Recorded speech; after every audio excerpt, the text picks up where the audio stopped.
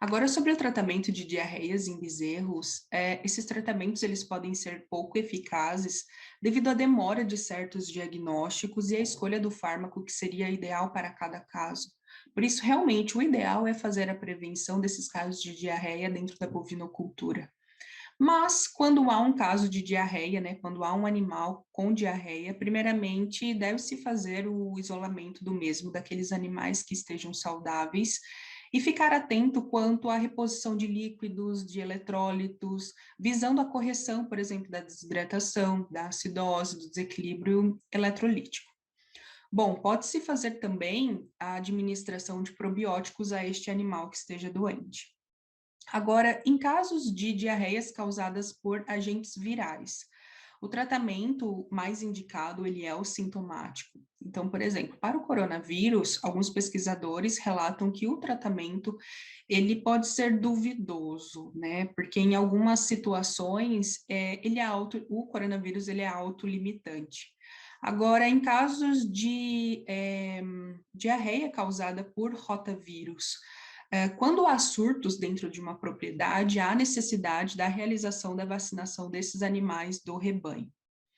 Agora, de acordo com a literatura, a antibiótico terapia ela pode ser utilizada quando há diarreia por agentes virais para o quê?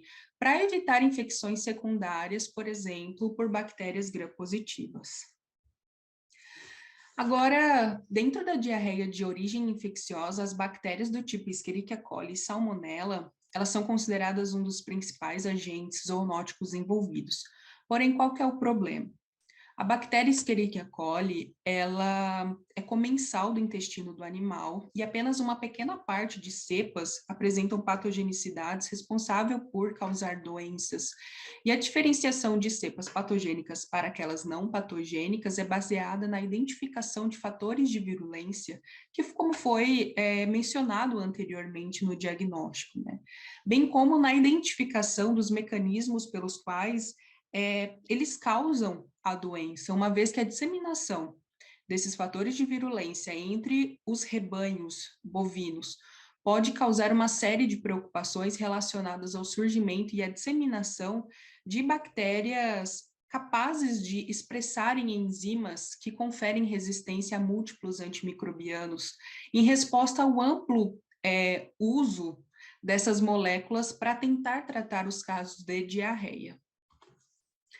A resistência bacteriana aos antimicrobianos é um importante problema de saúde pública mundial e diversos trabalhos têm apontado para o crescimento mundial dessa resistência a partir de membros da família das Enterobacteriaceae, no caso a Escherichia coli e a Salmonella estão inseridas, como por exemplo, o surgimento de uma enzima denominada beta-lactamase de espectro estendido, na qual as bactérias produzem. E o que são essas enzimas? Essas enzimas, elas são capazes de hidrolisar irreversivelmente todas as penicilinas, as cefalosporinas de terceira, de quarta geração e o aztreonam. Essas moléculas são normalmente as mais indicadas para o tratamento de diarreia, porque elas possuem um amplo espectro de ação. Aqui, como a gente pode observar nessas duas imagens, a gente tem foto de 2 antibiogramas, na qual são amostras de fezes de bezerros com até 20 dias de idade. A foto do lado esquerdo mostra o animal que não foi tratado e a foto do lado direito mostra aquele animal que recebeu apenas uma dose do antimicrobiano. E a gente já pode identificar, a partir de testes fenotípicos, a presença de genes de resistência a antimicrobianos, bem como a multiresistência, com apenas uma dose que esse animal ele foi administrado com antimicrobiano, né? Logo, o tratamento de diarreias com antimicrobianos de escolha aleatória nem sempre apresenta bons resultados, né? Então, enquanto a escolha de um antibiótico, né, de um antimicrobiano específico, ele pode reduzir a ocorrência da resistência antimicrobiana. Para tal, são realizados testes de sensibilidade a antimicrobianos para realmente verificar a sensibilidade daquele isolado, daquela bactéria. É necessário também utilizar um protocolo de dose que atinja e mantenha a concentração terapêutica eficaz no local da infecção, tratar por um período adequado, evitar resíduos e efeitos locais ou sistêmicos adversos e, principalmente, minimizar o potencial para a transferência de genes de resistência aos antimicrobianos, né? Atualmente, não existem programas de vigilância de abrangência nacional referente à resistência bacteriana e seus mecanismos dentro da bovinocultura, tanto de corte quanto leiteira, tornando-se difícil estimar a proporção dessas cepas dentro da federação. Além disso, a disseminação de cepas portadoras de gene de resistência dificulta ou impossibilita o tratamento da diarreia, além do fato de que muitos animais de produção portadores, que são portadores, né, de cepas multiresistentes e que possuem esses genes de resistência, podem ser um reservatório constante ali para disseminação aos humanos, como, por exemplo, a contaminação de produtos de origem animal, bem como uma possível fonte de contaminação para o meio ambiente ali da propriedade, ali do mesmo rebanho.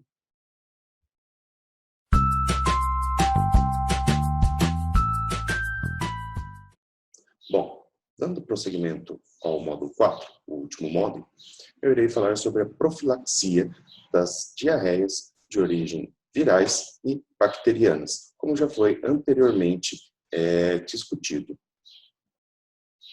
Considerações gerais. Bom, profilaxia é um substantivo feminino que, de acordo com o dicionário Michaelis, pode significar prevenção de doenças, medicina preventiva que se ocupa das medidas necessárias à preservação da saúde coletiva, e nesse caso é importante notarmos essa palavra, que não se trata de indivíduo, mas de rebanho ou de população, né?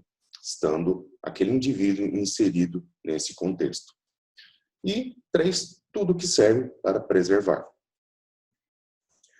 Então, o manejo apropriado do bezerro e do ambiente pode reduzir de forma significativa as perdas econômicas e o impacto também sobre o bem-estar animal e do ambiente.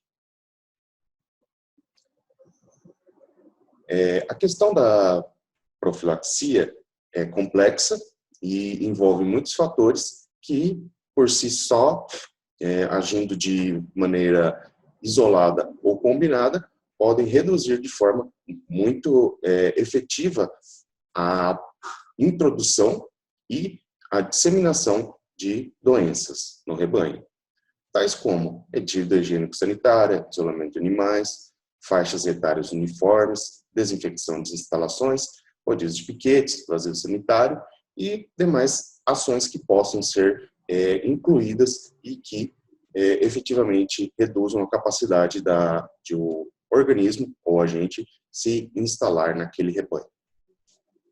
Falando então do rotavírus bovino, BRV, a imunidade dos animais apresenta imunidade adquirida, havendo atuação contra infecções de sorotipo homólogos, no caso da vacinação desses animais.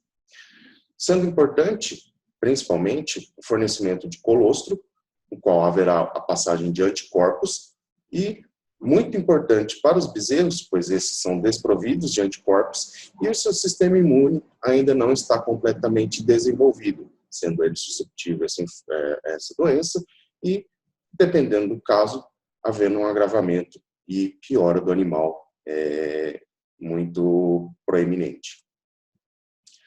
Animais recém-nascidos, a indicação é que eles ingiram 3 litros de colostro em 4 horas e nas 12 horas seguintes eles ingiram um total de 4 litros. Vacinação das fêmeas gestantes, na teoria, ocorre o aumento de anticorpos séricos e esses são passados para o bezerro via colostro e também pelo leite. A indicação é que seja realizada a primeira dose 2 a 3 meses antes do parto e reforço 30 a 15 dias antes do parto. No entanto, o nível de proteção observado é variável, sendo que os bezerros ainda podem ser acometidos pela rotavirose, independente da vacinação materna. E a efetividade, ela depende de diversos fatores, como a passagem dos anticorpos para o colostro, a ingestão, né, o volume, quantidade de ingestão de colostro, a própria nutrição dos animais, a presença de infecções mistas, seja virais ou bacterianas ou virais e bacterianas, a imunidade coletiva do rebanho e multiplicidade de sorotipos e subtipos desse vírus. Agora falando sobre o coronavírus bovino. Então, temos as práticas básicas de manejo, que incluem nutrição, higiene de instalações, presença de um ambiente limpo e seco, sem contato entre rebanhos e, no caso da introdução de novos animais, que esses passem pelo procedimento de quarentena, para que seja ao máximo possível evitado qualquer tipo de introdução desse agente. A vacinação, então, pode ser realizada a aplicação em bezerros ou em vacas gestantes, havendo, então, a transmissão dessa imunidade via colostro para o bezerro, proporcionando uma proteção adequada. Vacas gestantes podem ser vacinadas entre 3 e 6 semanas antes do parto e havendo um reforço 4 semanas antes do parto. No entanto, as medidas profiláticas no caso dessa doença não são totalmente definidas e o principal é minimizar o risco de exposição, monitorar os animais, assegurar que os animais tenham uma ingestão adequada em volume e qualidade de colostro e que haja um ambiente adequado e evite-se também fatores estressantes que possam piorar o quadro ou levar ao aparecimento da doença. Diarreia viral bovina, DVD. Então, o controle efetivo, tem como principal alicerce evitar a introdução da doença e identificar, e principalmente identificar e eliminar aqueles animais que são persistentemente infectados, que continuam a eliminar e infectar outros animais do rebanho. E, obviamente, realizar a vacinação de animais reprodutores. A identificação desses animais PI, persistentemente infectados, pode ser realizado com a colheita de amostras de todos os animais com mais de 3 meses, sendo a testagem de bezerros entre 9 a 12 meses após o exame das mães, pois pode haver infecção em útero, sendo necessária uma reavaliação entre 3 e 4 meses antes da vacinação desses animais, pois pode haver interferência dos anticorpos maternos que foram transferidos para os filhos, atrapalhando assim no diagnóstico. Para reduzir o risco de introdução da doença nos rebanhos, os animais devem ser preferencialmente da propriedade, evitando-se assim a introdução de novos animais de outros locais, e, se caso seja necessário, que esses animais que sejam adquiridos sejam testados e mantidos em quarentena por período de 30 dias, antes de serem efetivamente transferidos para o rebanho. O que aumenta o risco da introdução da doença, né, nesses casos, pode ser o contato com animais ou rebanhos em condição desconhecida e infecções por fomites, considerando principalmente as técnicas de transferência de embrião e inseminação artificial, que podem disseminar de forma mais rápida e introduzir e disseminar de forma mais acelerada essa doença em um rebanho sadio. A maior ocorrência de animais PI está relacionada à bovinocultura de corte.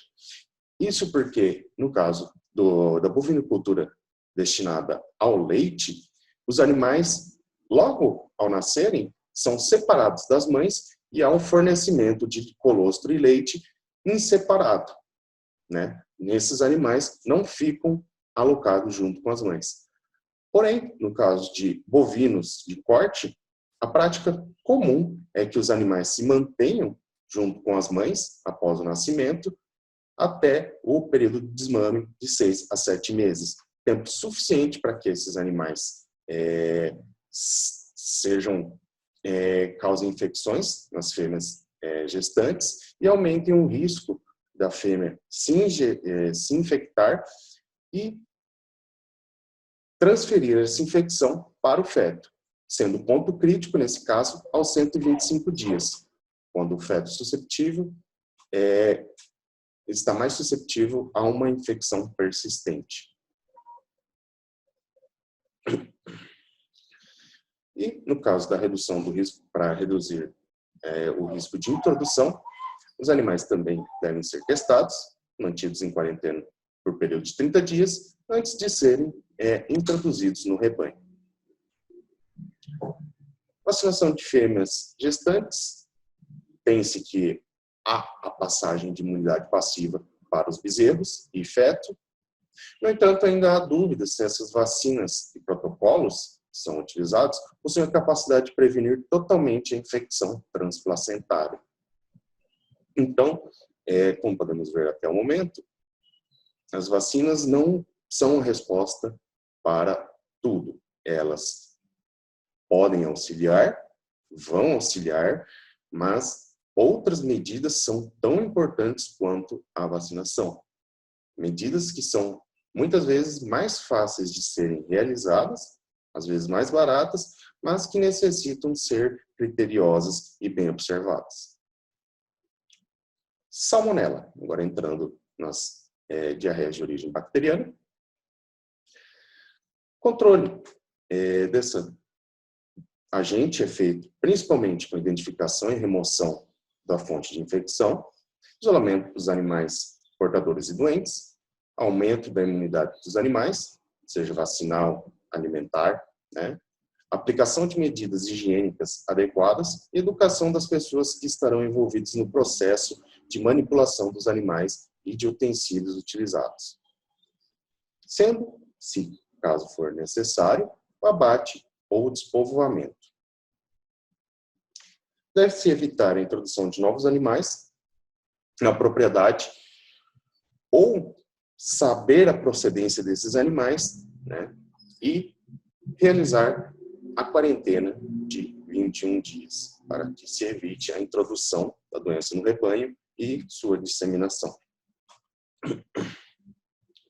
Outro ponto importante, nesse caso, é que animais selvagens, pássaros também, insetos e roedores, são importantes agentes de transmissão e de carreamento desse patógeno, desse agente. Então, ao máximo possível, evitar o contato dos animais, dos bovinos, com esses animais que têm a capacidade de carrear esse agente. Obviamente que nem todas as situações são possíveis, principalmente em bovinos de corte criado a pasto. Eventualmente, eles vão ter contato com algum desses animais, havendo um maior risco, sim, também de contaminação. No entanto, isso é muito mais válido para propriedades destinadas ao leite, onde há uma maior capacidade de isolamento dos animais, principalmente bezerros, que se mantêm isolados das mães na maternidade e são alimentados de forma artificial. Nesse caso, os animais ficando nessas instalações, deve-se evitar, então, a presença de pássaros, roedores e demais animais que possam vir acarrear o agente. Também é importante que, no caso principalmente de roedores e pássaros, os alimentos que são utilizados como componentes em rações, alimentos e componentes que são utilizados em rações, podem ser acessados por esses animais, que, caso estejam infectados, levem isso até esses alimentos, e quando esses alimentos são levados aos animais, esses sim se infectam. Então, devem também estar protegidos da umidade e O suprimento de água também dos animais deve ser regularmente higienizado para se evitar o máximo possível a infecção. O colostro e o leite também podem ser fontes de infecção, né, desde que o agente é eliminado pela glândula mamária, e também a questão dos utensílios de aleitamento, principalmente no caso de bovinos de leite, utilizando baldes e mamadeiras que são mal higienizadas e contêm ali o agente. Outra fonte de infecção é o estrume dos animais, no qual o agente está, obviamente, sendo liberado no ambiente, e caso esse não seja removido e exposto de forma adequada ao sol, quando possível, quando for necessário ou possível, o agente pode permanecer ali no ambiente, infectando outros animais. Então, no caso de locais onde há um acúmulo muito grande de fezes, né, de estrume, essas devem ser removidas, realocadas e, preferencialmente, expostas ao sol. A vacinação, no caso da salmonela, é uma medida complementar ao manejo. As vacinas podem ser divididas em bacterinas, vivas atenuadas e vacinas de subunidades. Não há uma efetividade muito grande, porém, no caso das bacterinas, há apenas a imunidade humoral, desenvolvimento da imunidade humoral. Então, a sua eficácia, proteção é muito questionável. Ao passo que vacinas vivas atenuadas desenvolvem imunidade celular, humoral e de mucosa. No entanto, ambas as vacinas bacterinas e vivas atenuadas podem gerar, no caso das injetáveis, reações anafiláticas nos animais, provavelmente relacionado aos lipopolissacarídeos. E, no caso das vacinas feitas a partir de subunidades, elas possuem como vantagem a imunidade, desenvolvimento de imunidade a diferentes sorotipos, sendo eles homólogos e heterólogos. No entanto, sua aplicação e utilização ainda não é muito disponível. Lembrando que a vacina não previne infecção, mas pode reduzir a gravidade da infecção. E, obviamente, sua eficácia a campo é duvidosa, visto que a influência da imunidade do rebanho pode ser resultado de alterações de manejo e não necessariamente devido à aplicação da vacina. Escherichia coli. Bom, basicamente, o controle é feito com a redução da contaminação ambiental, controle de doenças primárias e manejo adequado, que vai ser fator primordial. Vacinas, importante fator para o controle, sendo as vacas prenhas, no caso das vacas prenhas, não substitui o adequado manejo sanitário dos animais e também do ambiente. A higiene adequada dos materiais, aliado ao fornecimento de colostro de alta qualidade, a um ambiente calmo, confortável e seco, são as principais medidas que evitam o aparecimento da diarreia causada por Escherichia coli. E era isso. Muito obrigado.